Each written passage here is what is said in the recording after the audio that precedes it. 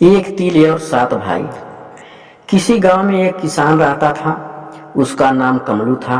उसके 7 बेटे थे। उसके 7 बेटों के बीच गहरा प्रेम था। उसी गांव में हीरा किसान भी रहता था। उसके 3 बेटे थे। वे छोटी छोटी बातों पर लड़ते रहते थे। हीरा उन्हें बहुत समझाता था कि भाइयों को आपस में लड़ना ठीक नहीं है। इन पर हीरा की बात का कोई असर नहीं पड़ा।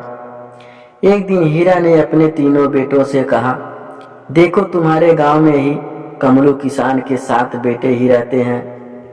वे आपस में कभी नहीं लड़ते हैं। उनसे सीखो।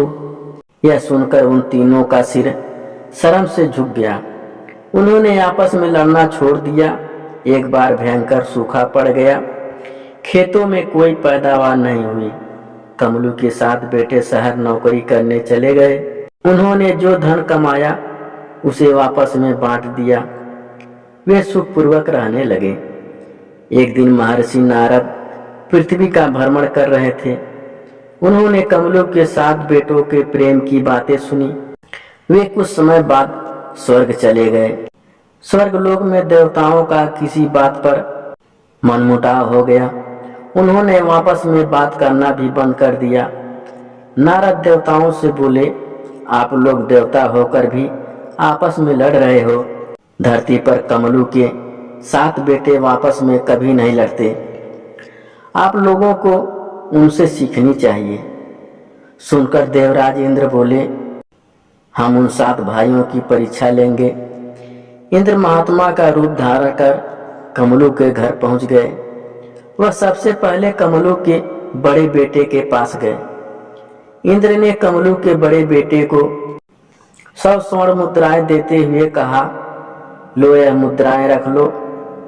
इनसे तुम्हारा जीवन सुखपूर्वक गुजरेगा। किंतु एक शर्त है। कौन सी शर्त है? इन मुद्राओं को अपने किसी भाई को मत देना। मुझे नहीं चाहिए ऐसी मुद्राएं जो मुझे मेरे भाइयों से अलग करे।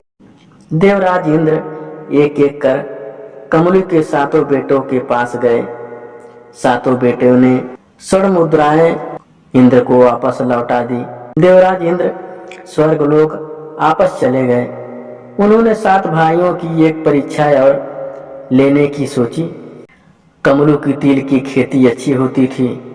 इन साल तिल में खूब फल फूल थे। तिल पकने पर उन्होंने तिलठौनों तिल की शाखाओं से तिल झाड़े। उन्हें आश्चर्य हुआ कि तिल के फलों में तिल थे ही नहीं। तिल झाड़ने और छांटने के बाद उनके हाथ में एक तिल लगा। उन 7 भाइयों ने वह एक तिल वापस में बांट दिया। यह देखकर इंद्र प्रसन्न हो गए। उन्होंने 7 भाइयों को वरदान दिया कि वर्षों बाद भी लोक मानव में उनका नाम बना रहेगा। 7 भाइयों की भ्रातृत्व की बातें आज भी की जाती हैं।